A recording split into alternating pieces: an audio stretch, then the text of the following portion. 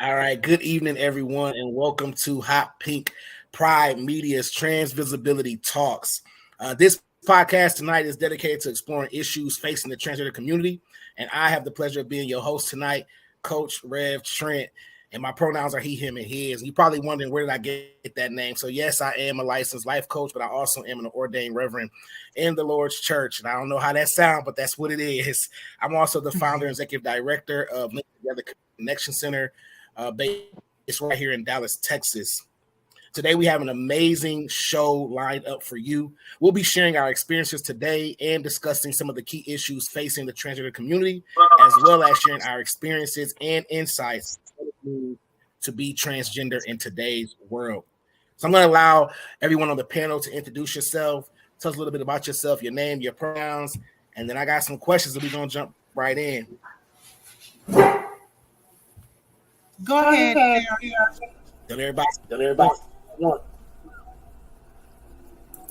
my name is Jules Charlton. I'm down here in Florida, representing the AMG team. I'm the Two Live crew from the East Coast. So I came to bring the energy, the love, and let's talk about it because I'm ready to get into it. Yo, y'all want to know a little bit about me? Is that what y'all want to know? I'm the truth.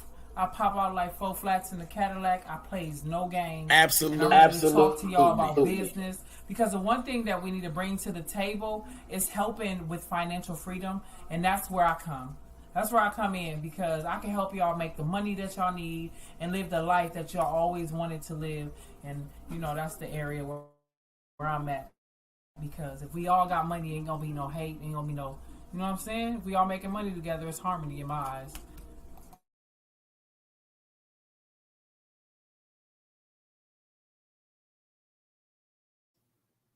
Next Hello, I am Farrah McLaughlin. Well, Pastor Farrah McLaughlin. Y'all, I'm very transparent. My ministry is Together Forever, Forever Together Ministries. We are located here in Philadelphia. I also am a holistic person. I help people with skincare, with just nurturing a body and just all around just health and just living life. I also help out with my trans community here in Philadelphia as much as I can. I have a lot of resources and a lot of people that I can just help people to navigate them. But that's what we do here in Philadelphia. We feed the homeless, and that's just about me. Well, looks like OD stepped away. I'm sure he'll be back soon, to introduce himself. Go ahead, OD.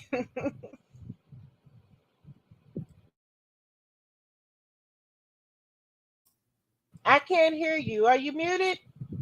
I can't hear you. That was my problem. That's why I had to drop off for a minute. Can you hear me now? I can hear you now. Okay, go ahead. My name is Odie Wilson. Shout out to Farrah in Philadelphia. I'm originally from West Philadelphia, so shout out to my Philadelphia fam. I am a parole officer. Well, I'm a parole officer. Was a parole officer in Odessa. Right now, I work for the state, still in another department, but I am an ordained minister under the Tabernacle of God under Pastor Marguerite Phillips. And I am, of course, transgender. And I go by he, him, his. I'm the type of person, I'm straightforward with everybody I work with. I just don't see any reason to sugarcoat things anymore. It's just time people just need a realistic, sometimes people just need just a safe check, a realistic check on themselves. And I'm very passionate about things that are going on in the transgender community, actually the LGBTQ community. So I'm very passionate about our topic tonight and getting an understanding. Well, thank you, OD. I appreciate that. And so, one reason that we have gathered here today is, of course, because, Hot Pink Pride Media is a LGBT based organization.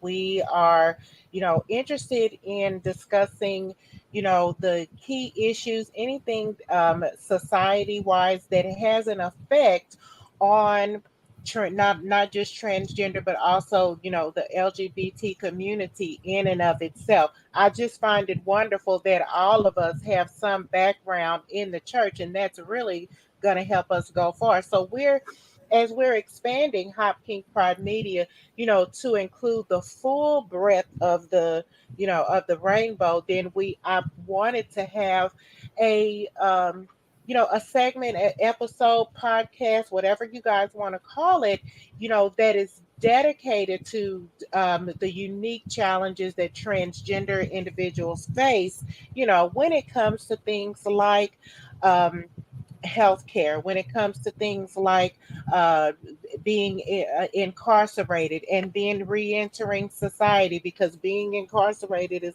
you know, one whole society in and of itself. But then re-entering society, you know, just as who you are, and then, you know, just allowing different people throughout the community to discuss some key issues facing the transgender community, facing the LGBT community. I think just now we were talking about growing up in the church, and really it wasn't just about growing up in the church, but it was about kingdom finances. You know, I think about things like tithing and giving that we were taught when we were younger, you know, and how that has an effect on the community itself. You know, where are we financially? Where are we economically as a community? I know when I first met Jules, I was like, look, I'm trying to fill my life with a whole bunch of rich black lesbians, you know, and then whoever else, you know. So I mean, but that's, you know, that's just my little corner of the world, right? But y'all know I could talk about it all night long. Okay. But that's been the main focus. So Trent, I'm gonna come back to you. Okay. So as we're advocating for transgender rights, how and you know, and privileges and things like that, how does links fit into that equation? So Link is LYNC. Oh, first of all, I'm let me say sorry. this. Shout out. I'm from New York. I know I'm in Dallas, but we're gonna quit this East Coast thing. No, I was saying that because I heard D and they had the little Philly thing going on. So I thought I might want to chime that in there. But just Wait a a little minute, humor, wait right? a minute, But wait Link a together minute, because of I'm from Brooklyn. I'm from Brooklyn. I live in Philadelphia. Okay, Oh, okay. get it straight Then we now. Get definitely it family. straight. Then we definitely family. Okay. Roger that. But yeah, so Link Together is really, it's Loving New Creation Connection Center. And it is my ministry. It is what I do. It's what I'm called to do. For me, being someone who was in church and a lot of trauma that I experienced spiritually, I wanted to create a place and a platform and a safe haven for folks to come and be reintroduced to spirituality beyond religion. I wanted to be able to coach folks back into a healthy therapeutic environment, and also have resources for people that look like me, because I didn't find that when I first started out my transition. So that's what we do. We coach, we counsel, we refer. And I speak, I minister, and do all those things because I always tell people God hired me so nobody else can fire me. So it doesn't really matter what you believe and what your, religious preferences, if you will. My creator is who designed me and hired me for this job. And so I got to do it. And that's really what we do at Link. We have a retreat. I do focus a lot on the trans masculine space, for, of course, folks like me, because of course I want to be able to, people want to see a resemblance to themselves, right? So I do focus primarily on trans masculine individuals, but we are open to the entire queer space, the entire trans, non-binary, our siblings. We don't turn anyone away, but you will see a lot of the work that I do centered around Black trans men retreats and clothing and things like that. But our closet has clothes for kids all the way up, and so we just provide services in that aspect. Right. And that was one thing too, with Farah's work that she does there in Philadelphia. Can you tell us a little bit about that? Because you recently had an event, Farah, there, and you participated in it yourself. I believe it was the pray and skate. Was that what it was? Our praying skate. So our pray and skate it. So this is the thing, because I'm a pre-K kid and I am a minister, and I have this mandate over my life to bring all people together. I don't care if you are trans. I don't care if you're straight. I don't care if you're gay. I don't care if you're bisexual. This is our picture that we had took, because we call ourselves the church without walls. I'm not looking for a building, and I'm not going in a building. Jesus didn't go in one, and I'm not going in one. We are here to serve the community, not just serve the community, but be a beacon of light and hope, and let you know that this life that we was given is for us to enjoy it. It is not meant for us to be way down, or I can't wear this because of the church, or because of this one, or what this person may think. I can't listen to this. No, I'm going to enjoy life, because he said that he gave me life and he gave it to me more abundantly. So I began to start seeking God, and he said, together forever, forever together. And I began to ask him, what does that truly mean? And he said, it is a community, it is a conversation, it is a commitment, it is communion, and it is creativity. And I said, the 5 C's of Christ. That's where I came up with the 5 C's of Christ. And that's what Christ was. He was community. He was conversation. He was communion. He was creative. Because I don't think nobody else could have fed 5,000 with 2 breads, but he made tuna fish, but that's just me. But I'm just being honest. Like, we have to get out in these streets and really understand that if we're the light of this world, then it is for us to go out into the dark places. I'm not shunning nobody away because of what you got on. You know what I'm saying? I'm going to be as transparent as I can be and be open as I can be. I struggle just like everybody else struggle. I got things going on that this right here, this piece right here was to the transparent bishop. At the time, I was about to be ordained as a bishop, but now I'm just walking in my full calling of a pastor. But it says, Jesus said, "Whosoever follow me will not walk in the dark, but have the light. Be the light of life." And a lot of people don't understand what that means. That means to take what's inside of you and what he placed inside of you and give it back to the people. Not how somebody else do it, but how he gave it directly to you. And it may not seem right to Jim. It may not seem right to Becky. It may not seem right to anybody, but you know what God designed you for. So you have to walk in that. You have to trust in that. And it's been times where I'll be like, God, I don't know this working. They coming at me hard. But you have to you have to stand in your transparency. You have to talk about it. So this segment was them asking me anything. Nothing is off the table. Ask me about any type of spirituality, because I teach it all. I teach every type of spirituality in my church, and I bring it of the Holy Ghost, and I bring it to an understanding of, we're not doing that in dark, we're doing it in light. We don't do that. We prophesy over here. You know what I'm saying? If you started off with cards, by the time you get done with me, you're gonna be opening your mouth with the full understanding of the Holy Ghost that's inside of you, and speaking out of your mouth what God has for the person, or what God wants you to say directly to that person. Okay. Well, I knew you once you got going, you was gonna get going. I knew it. Okay.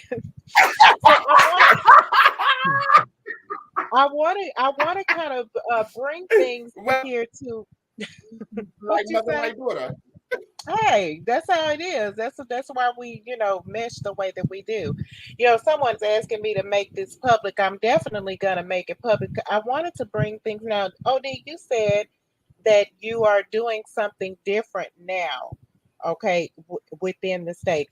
I kind of want to, because part of my ministry is also including prison ministry, okay, with when a transgender person is incarcerated, what are the challenges that they face while inside, and then when they're moving back into mainstream society? What have you seen, and how have you been able to contribute that? Because in your capacity as a minister.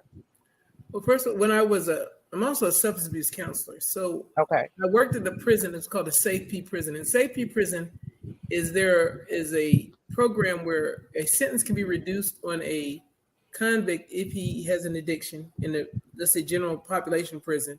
Mm-hmm. He has to go through a 9-month to 12-month program in a specialized prison dealt with addiction. So if they go through this process, they get a sentence reduction and they will be eligible for parole.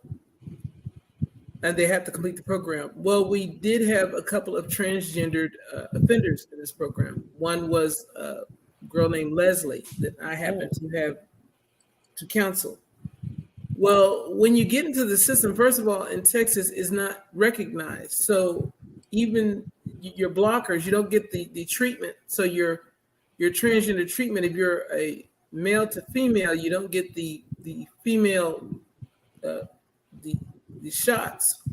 You don't get the you have to go by your government name, what's on your birth certificate, which you were born. So if you still have your male anatomy, you're considered a male. It doesn't matter how it's going to mess with you mentally. They don't care. You're a male and you're placed in a general population male form. Right. You are subject to get raped, of course. And it doesn't matter. Now, on the forefront of that, to all looks, of course, everybody will make it seem like they don't, we ain't gonna mess with you. But behind closed doors, that person is in a lot of trouble because at nighttime they get raped, they get harassed. Sometimes they've been getting harmed or even killed. Mm-hmm.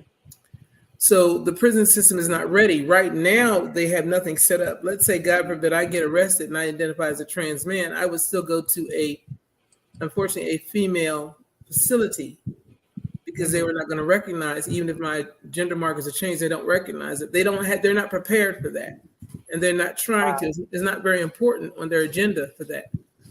You can see right now where they got this woke going on with the Republicans. They don't care. They're trying to roll back the clock and make it disappear, and it's not going to disappear. Well, that was one of the things that it seems like there's a lot of anti-LGBTQ legislation on the table now, just across the board, from criminalizing things like drag shows, and even the drag queen story hours, which I find absolutely wonderful. I wish I could do it myself, and I can. And so I can only imagine that the prison reform is eons behind what we have going on out in the so-called free world. The problem you're facing with that individual who doesn't get the treatment or doesn't get the counseling is that they end up wanting to commit suicide. They end up really going crazy in there. It's messed up. Because what people have to understand, this is not a phase. This is not something somebody's just going through. This is you're who you are. Right. You identify everything about you. So have somebody tell you, no, you're not who you are. That's not you. And you can't be who you are. That doesn't make any sense to you, does it? Because you know who you are. So telling me I'm not who I am, and that's just a phase you're going through, that's going to mess you up. And not allowing you to be who you are, how are you going to react to that? How do you react to that? You rebel. I mean, that's the only natural thing to do. So you're in a prison system and you have no right. They treat you like crap anyway. You have no rights and they don't care. So what does that do to your mentality? You're already locked up. Number one, so you're already traumatized. Mm-hmm. And I don't know how many times I went in that prison. I know I went to go home to hear those doors slam behind you. And our mentality isn't even that system. If there's a hostage situation, they're not making any deals. So if I get in a situation there, I'm stuck in there. And you might mind you, when I did my counseling sessions, I'm in a dorm with like 50 to 60 men, and it's them and me. There's no guard in there. It's them and me, and that's it. So if they want to act stupid or silly, it's just me. Mm-hmm. What I liked about it is I treat everybody like an individual, and I gained their respect. So there was I never had a problem with them. They respected me, I respected them, and I listened to them. Mm-hmm.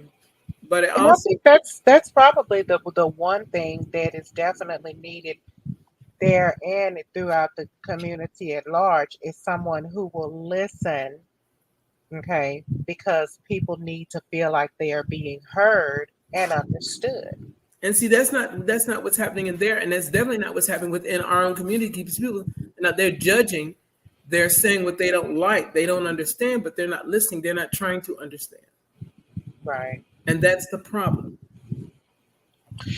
And there's so much when I say hate, and I'm address this on to Farah, um, because I've heard so many of my trans sisters who have really received like a lot of backlash from um, and what do we call it?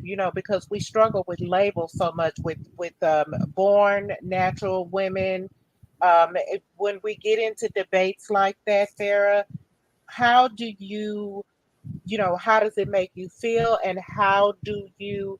Is there a place that you feel like you have to defend who you are? Because, like Od said, who you are is who you are. Why should you have to defend it? Why should you have to, you know, get a soapbox or a flag for it? And but unfortunately, that's the way that it is because we do see a lot of bashing really on both sides, especially for women. I don't know how it is for and you this is the guys, thing. but for women, it's I, I, for me to to speak on that part because I deal with that. So because I hang around a lot of biological women, and I've noticed I'm your sister or I'm your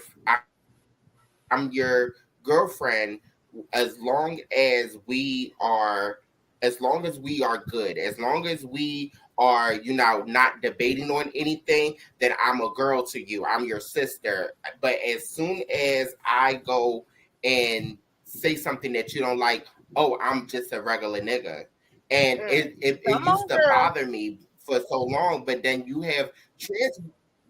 trans women also that sit there and bash biological women on. Listen, I'm a woman. I don't have to debate it. I don't have to. I'm not looking for you to. I'm not looking for you to accept it. I'm not looking for your validation. I'm not looking for your certification. What I'm looking for you is to respect me for a human being and just being who I am. If you want to break the word down, human being, it is HU, which means God. If you do your research, Come man, on, which means Pastor. mankind, be in that present moment and continue going. And it's called human being. So therefore, I'm not looking for you to understand if I'm a woman or not. I want you to respect me for the human being that I am. And a lot of times we just need to separate all the label and just realize that that person is a human and they deserve respect. And I tell my trans sisters and I tell my trans brothers and my kids and all of them, when you make this transition, and that's why I love when you named it be trans, be trans, be ye transferred by the Redeemer. I love that scripture because when you take this step, this is not a step that you take for a carnal thing. This is a step Right. that you take on a mental level and on a spiritual level and stepping exactly to who you are. And I tell them all the time, don't look for your family to accept you. Look for the respect of who you are to them. And that will change. That's what we need to do. We need to stop looking for acceptance from the world, and we need to start respecting each other in our different spaces.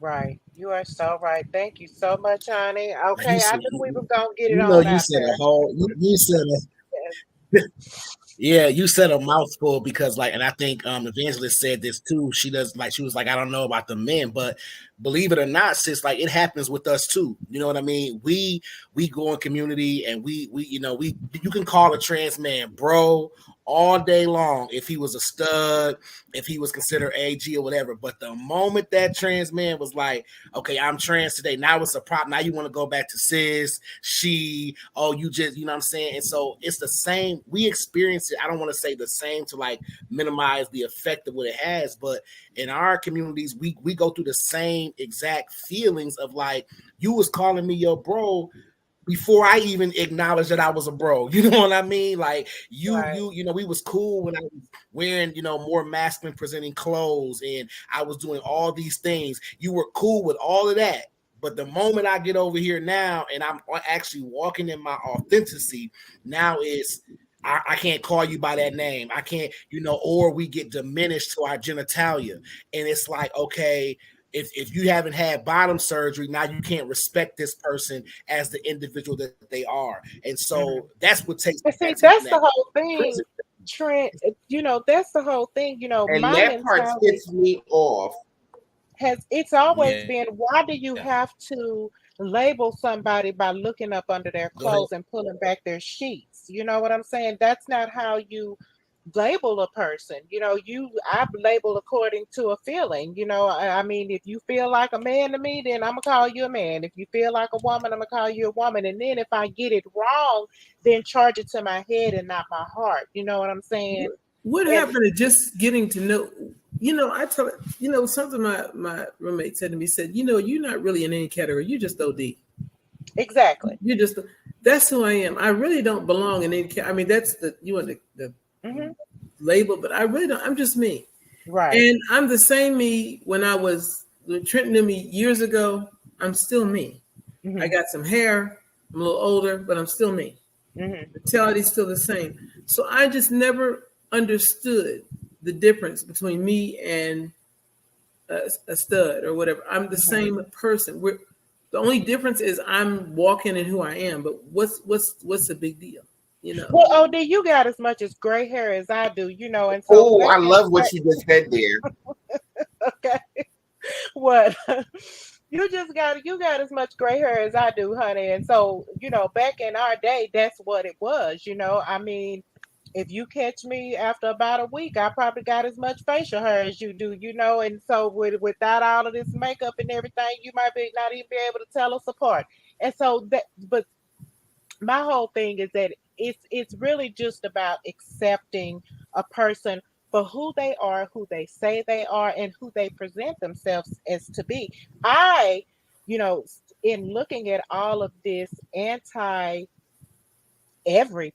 legislation, like they want to take away access to health care, you know, and knowing that there is, and see, we might even get into some scientific stuff, knowing that we know that there is misgendering that goes on at birth. We know that there is, you know, an assignment according to, you know, a list, and this is what you are. We know that there are androgynous people that are born into this world where, you know, their gender is ambiguous at best. Then, you know, it always comes down to the Garden of Eden. Okay.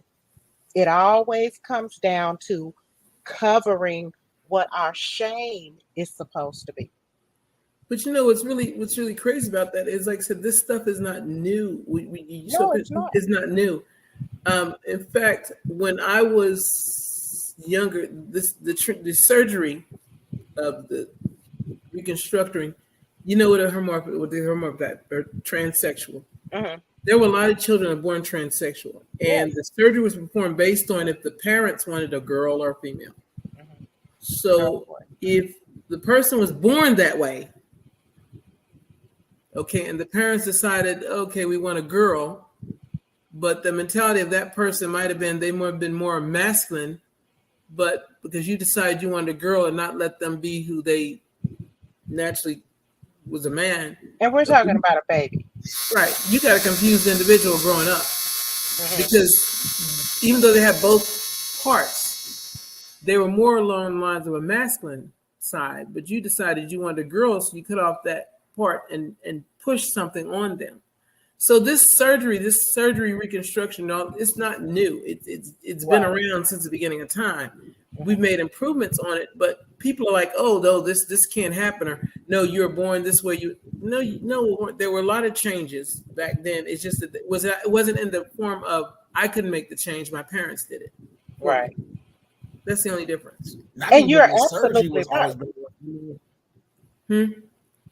Go ahead. No, I was saying And it's I not just knew- that the surgeries has been wrong. I mean, trans people, we've been here. Like, Yeah. I don't know, like this concept of trans people are just now evolving. It like baffles me. Yeah, we're probably what I would consider standing our ground or more vocal and more visible about requiring and demanding our respect.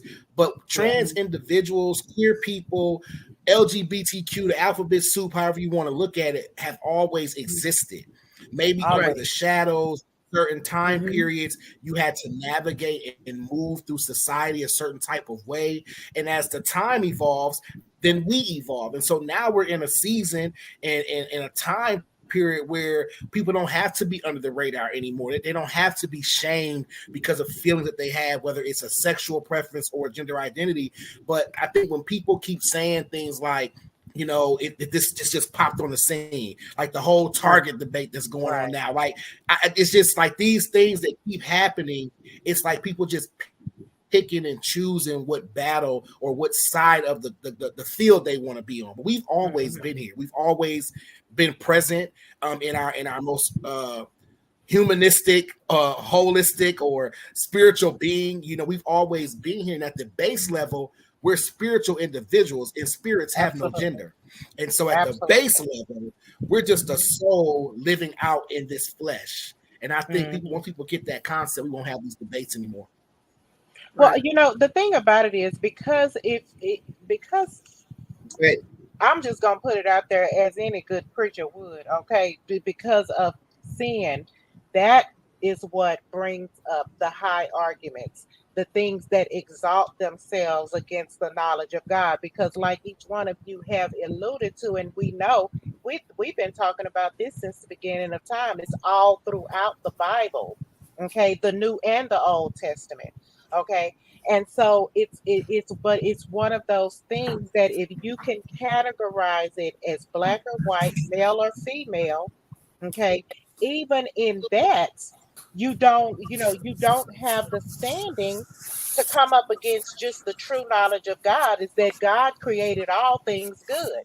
You know, that that we are fearfully and wonderfully made, you know, each and every one of us in his image. Okay, in his divine image, which knows. I just feel like if we go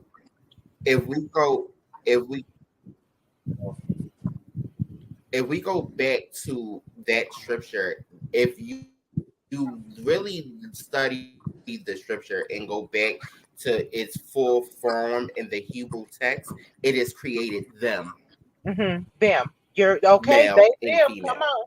It says I was getting ready to say I preached a message female. called "We Are All Trans" from that scripture. He created male, female, and them. But the Bible talks about us transitioning and talks about, you know, going in. First and foremost, you gotta think. What was Peter was Paul? No, not Peter was Paul. What was his name? Saul. Peter was Saul. Right. That is a transition. They talked about how he descended so he can ascend. That is a transition. Yes. You know what I'm saying? So we have to look at it in its whole entirety, and we can't not just pick what we want from the Bible. The first thing that we want, the people of God want to bring up, or the church itself want to bring up, is they want to bring up this thing about Solomon and Gomorrah, but you have to do your research on it. You have to do. They was running rapid. They was raping boys. They was doing all type of foul stuff. Thank you. So if you're going to do your research, if you're going to come at people, that know the word, this is why we are the rainbow. And I want people to understand this. We keep the Ark Covenant. We're the first covenant of God. And I say this proudly because a lot of people ain't gonna say that. This is why our label is the rainbow. This is why all the chakra is the rainbow. Why? Because we understand. We don't care what religion you are. We don't care what race you are. We love you for who you are. And if we can get past that as a human race, we've been here. We've been here. And we're not going nowhere. Okay. Well, I just want to take a moment to bring in Bishop Hunt.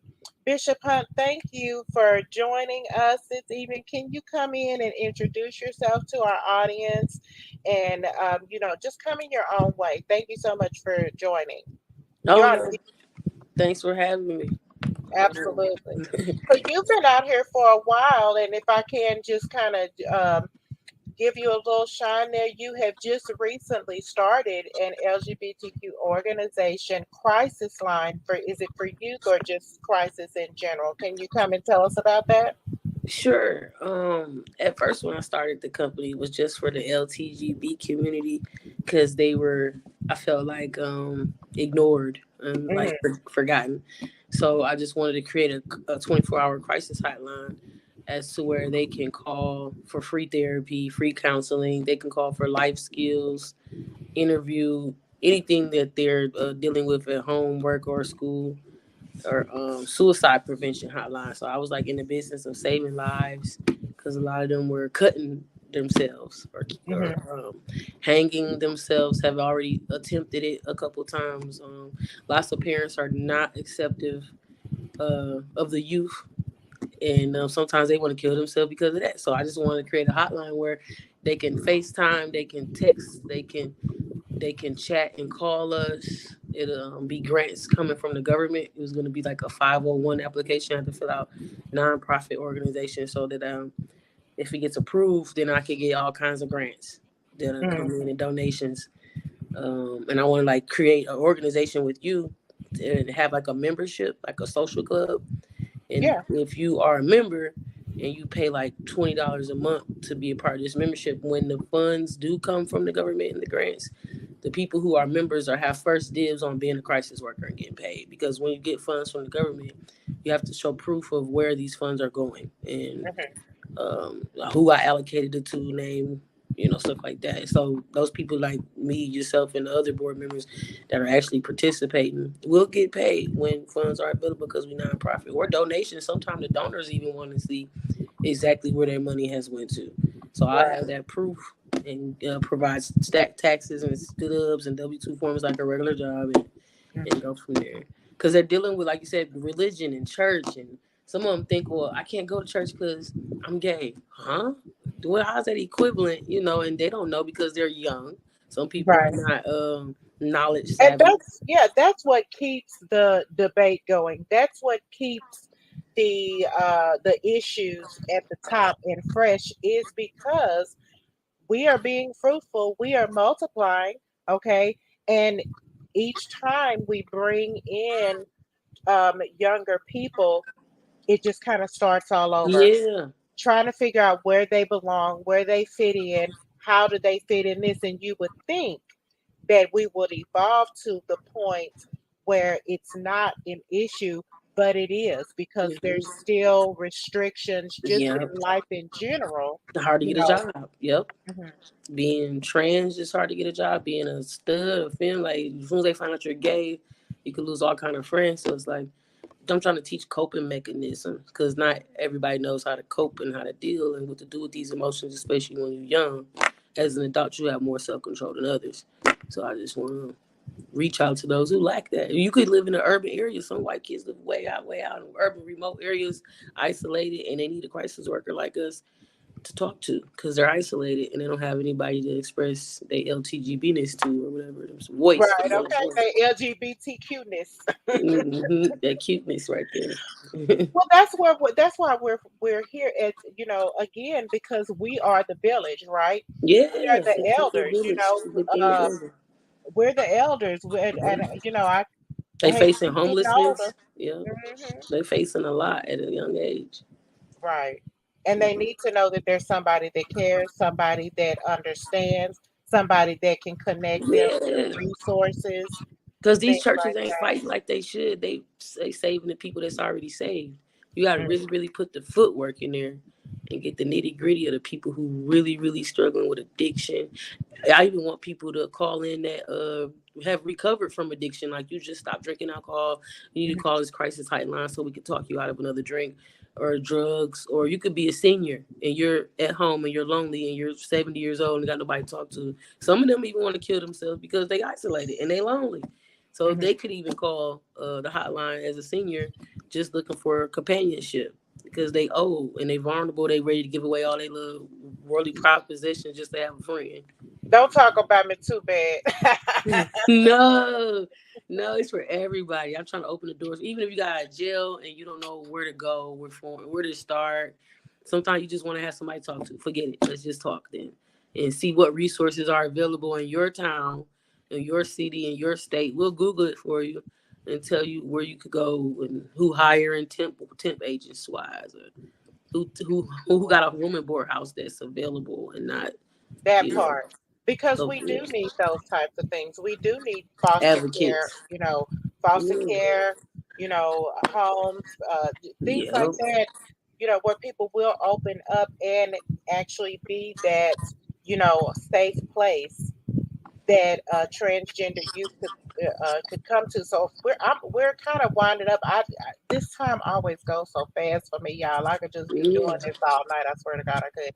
But listen, I want to go around to each one of you and kind of sum up because me being a minister, my main focus is always the youth. And with the addition of Bishop Hunt, of course, OD, with you being in the parole system, they come in younger.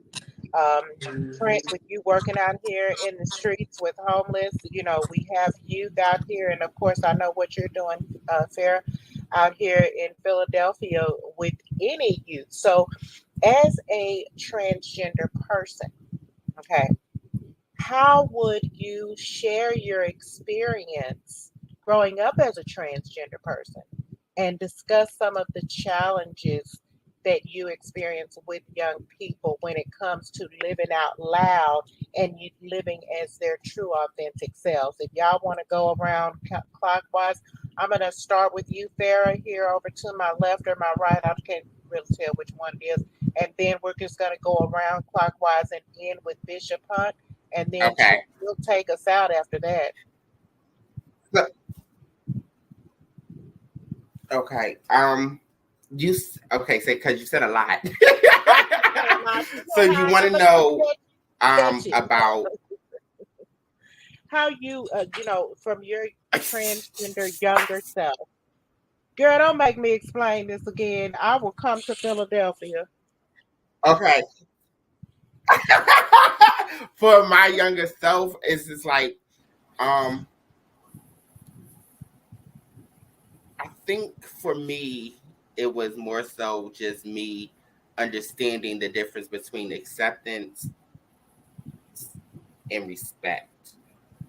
And the first rule of life is self-preservation. You can respect yourself and you can love yourself truly. Then you don't care about what the world sees you as. You understand who you are as an individual, and it makes you want to live even more. It makes you to drive more. And it was, that was a nice question because it got me stuck a little bit, y'all. Girl, I ain't gonna say it got me stuck a little bit because it's like I made it through. I did the work and I made it through. Yeah, and even now, like see you, when you talk with someone, I don't want to put all your business into the street of anything like that. I definitely don't. This is a journey for you, for me, for any of us, and sometimes, being out here and looking at a young person who might have been where you were at one time, it does bring back memories because you do know where they are, and that's the part that I wanted you to share because it's that heart of you that's going to get somebody else over. As far as like, I I grew up in a church and I was shunned from the church. The church have always been my first love. And then when I got older, I realized that I went through prostitution, I went through discrimination, I went through being homeless, I went through people misleading me, manipulation, being controlled, and just not being enough to understand that I am enough. I'm enough because every day that I get up and I get to breathe, that God gives me a chance to live. And it's every time I think about it, it's just amazing because I get excited because I made it through. I made it through, and a lot of people may not understand what that means, but if you lived through yesterday, then you've made it through. If you lived through a second ago, you've made it through. That's it. That's my baby And that's dog, what I'm y'all. gonna Don't she look like her because- mama, y'all? Don't she look like her mama? I could just snatch you. Yeah, it's beautiful, beautiful. Yeah. Go Yeah, ahead, I'm True. gonna tell you, you're enough because you were already created enough. You know, you're beyond enough because when God made us, God turned around, looked at themselves, and said, "That's good." So you already know when we was made more than enough. It's just into us to walk. I would say for my younger self, I would tell myself to give myself more grace. You're looking at someone who tried to kill themselves 3 times. Whose family shunned them, church shunned them. My godfather is a major bishop in the Church of God in Christ. I've been in church my whole life, and as you said, church was your first love. I want to take it a little deeper and say God was my first love because I left church, but I never left God, right? But I would tell my younger self, give yourself more grace because I blame myself for a lot of the treatment that I received. I blamed myself for a lot of or the lack of love I was receiving, which caused me to look for love in other areas, in other places, got me in some situations that only God could get me out of, right? And then to look now and see youth, like I worked Team Pride this past weekend, and to see these folks with their kids, bringing them out to it. I would have dreamed to have my parents take me to a Pride at 12 and 13 years old to affirm me. That's the difference. And it's like, I just, that's why I go, because it's like, I'm so excited. I'm always thanking the parents. Like, I'm so grateful for y'all for bringing them out. I was at the Black Trans Advocacy Conference. We had youth this year whose parents were trying to get informed on how to be a parent to a transgender child. Like, that's evolvement. And so I would tell myself, take some grace because it's going to get better. It's going to get better. And that's the difference. Like we say, it's older. I'm sorry, I was just jumping in. Yes, this is an age-old issue, but it's things like this as we transition, as we transform, as we learn more and get more. Yes, we're teaching trans parents how to be parents that they never, knew anything about. They probably needed parenting classes just across the board anyway. You know what I'm saying? So now we have it to where parents can truly seek that guidance, to affirm their child and to allow their child to just grow up to be who God made them to be. Come on through, OD. I would say to myself, and I'll be transparent. I right now work with CPS, so I do work with children, and I do have some children that are transgendered. On Monday, I'll be going to child care licensing investigations. So I did get a different position, but I would tell myself to be who you are, be proud. You don't need anybody's approval. Right. People think doesn't pay your bills. There was a little girl I saw on TikTok said, "Why do you care what other people think? Have you met other people?" And I thought that was so profound for that little girl because I don't know who other people are and don't care. So I don't need your approval. We'll take your acceptance. Okay. So accept who you are, walk in it, because the only person that you have to really impress, you don't have to impress them. The only person that you really have to just be okay with is God. Mm-hmm. And my favorite scripture is be still and know that I am God. And that's all you need right there. That's your cheering section. That's your best friend. That's your boyfriend. That's your husband. That's your girlfriend.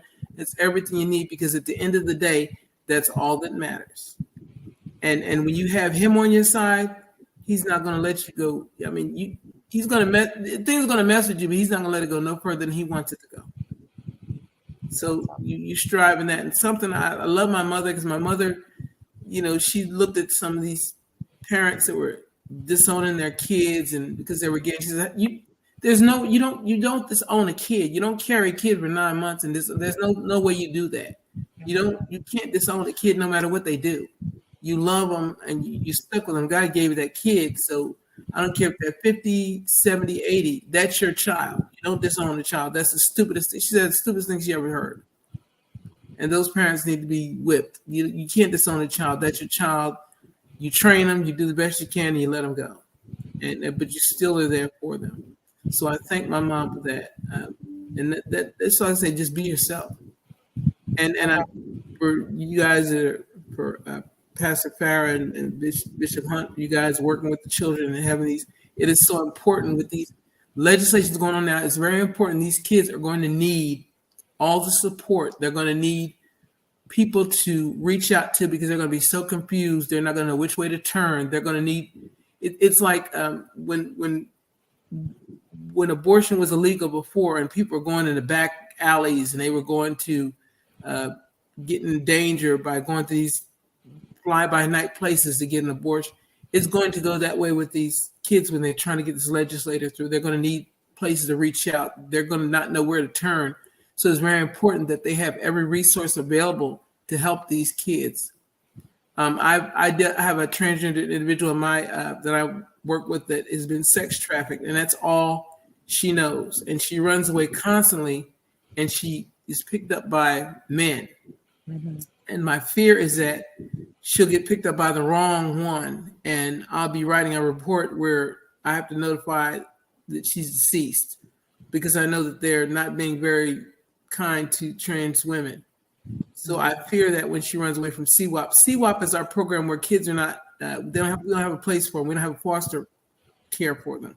Yeah. So they're placed in hotels throughout Dallas, and we watch them in 4-hour shifts.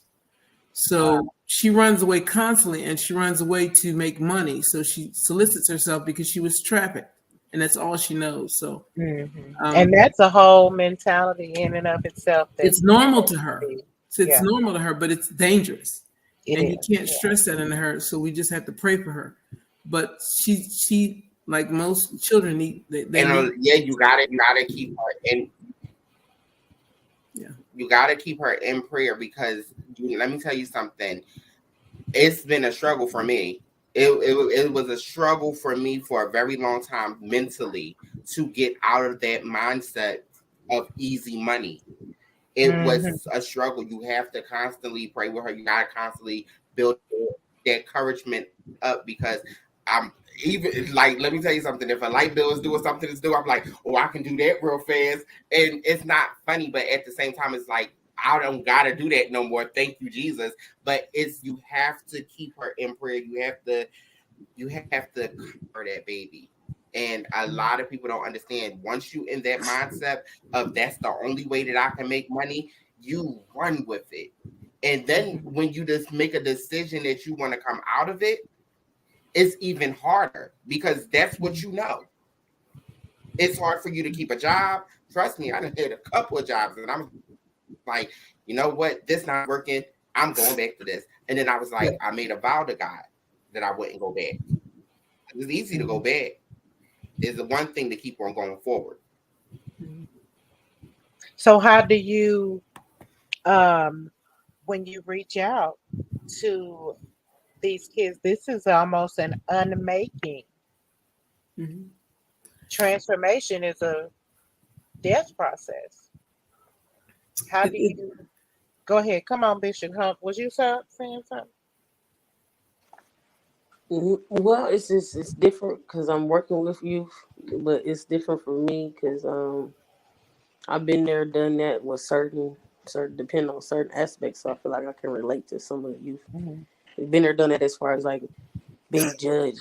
You have to take a deep breath before you walk into a room type of shit, because you already know you finna get judged 5 ways from Sunday. And it's sad because you don't even know me, and you already put 2 and 2 together as to my character. Like, how you gonna tell me how my character is all about me and don't know me? Because you judging a book by its cover. So I'm teaching the youth how to deal and how to cope with the teasing and the bullying and the judging and the pretense, because I've been there, done that. I'm like numb to it. I'm expecting it. Somewhere, depending on if I'm around my people, then of course I ain't gotta worry about it. But if I'm around a bunch of like straight folks, depending on what professional setting I'm in, it's a struggle. Until I open my mouth. When I open my mouth and they see how educated I am, and then they be like, whoa, okay, now we got to rethink this, because we just judged her based off her appearance, her looking like a tomboy, trans, whatever you want to call her, or stud or whatever. But it's just coping with it and dealing with it, and how not to get into a fight, because these kids don't have a button of self-control button like we do. So how do we do this without altercations? Because somebody calling somebody a bag, because we in school, in high school setting, so they gonna do name calls and whatever they say back and forth, slurs and stuff. So I be stepping in to resolve it. Like, look. Do you deal with that a lot in your job now? You are an instructor. What are you? You're an educator, right? Not only that, it's a LTGB school specifically for trans, so that they can learn in a safe environment. Okay. So, and see, that was one thing that we're going to be bringing forward in future episodes, because I don't want this to be a one-off. I don't want this to be a one-time thing. I think that the representation is definitely needed in our professions, in our daily lives, in our classrooms, in our homes, in our churches, wherever. And it's a lot of other good teachers, so I'm glad they see that. The principal married to a woman, but they don't know that. Like, a lot of the person who founded the school was gay. There's a lot of people the psychologist is gay, and there's some straight people there too. We got a home ec guy. As old as I am, my theater teacher, my favorite teacher in the school, my theater teacher was gay, and she was married to the basketball coach. I'm glad the kids get to see that though. The kids get to see that we could do this. Even though I'm trans, I could still be a whole teacher. We got a white guy, a whole who they gave him the hardest time. Jesus, at every school he go to. But and we want it to be mainstream. We want it to be mainstream. Why does it? It's always that you are this, but it's like somebody saying you fat but you cute. You're beautiful but you're black, or you're black but you're beautiful. That, like, it's the whole butt. You gotta keep going. Take the butt out. Yeah, you gotta keep going and keep teaching and keep going. That's hard. You're a trans. I would date you, but you're a trans. Like, what? Some studs either you gonna date me or you not. At the school, we got some studs that date the trans. They young, so they just. It's after 9 o'clock, so I guess we can talk about that. But that's one thing that we do need to talk about as well, because the whole community, it's there, and so it's taking the reins off of whatever it is that people want to, highlight and make it into an exception to loving people, okay, as they are. Right. I see. I'm open to the universal, so I don't. If I like you, I like you, and I'm going to date you. So, and I tell people that all the time. This is the thing that bothers me, because when I get into this subject, I ruffle a lot of feathers. I hate the fact that T is on that LGBT, because all the rest of that deals with sexuality and the T deal with identity. And it bothers me to my core, because when you put birds of a flock together, so if you're going to put LGB and then add the T to it, then you're saying that we're sexualized. Then this ain't nothing but a sexual fad. So therefore, you have people looking at us as sexual beings, instead of looking at us as human beings. Because you grouped us in. And I don't have a problem. I love the backs that I stand on, and I respect everything. that that the whole community, that what we're doing and where we came from, I respect that. It's just all of that has to do with sexuality, and the T has to do with identity, and it always bothered me growing up. Well, we're going to talk about that then on our next show, right? Trent, I'm gonna let you take it out because Yeah, I we got a want to lot of talk stuff we about covered today, pink but we and the but we got a identity. lot more questions and concerns and thoughts and ideas. And so please know this will not be the last time. It might have been the first time you had us all on the same screen, but it will not be the last time. So thank everybody Yeah. for tuning in, watching. Thank you for creating this space for us to have this conversation. And we're looking forward to doing it again. Oh yeah. All right.